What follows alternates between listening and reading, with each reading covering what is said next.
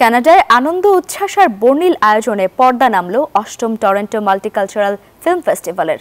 Toronto film ফোরামের আয়োজনে 2017 সাল থেকে প্রতি বছর এই চলচ্চিত্র উৎসব অনুষ্ঠিত হয়ে আসছে। কানাডা থেকে লাইলা নুসরাতের পাঠানো তথ্য ও ছবিতে ডেস্ক রিপোর্ট।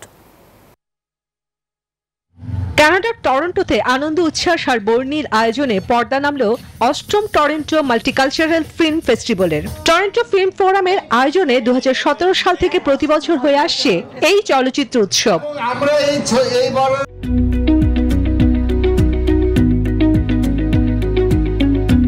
5 দিন ব্যাপী এই উৎসব প্রতিদিন বিকেল 6টা থেকে শুরু হয়ে চলেছে রাত 11টা পর্যন্ত।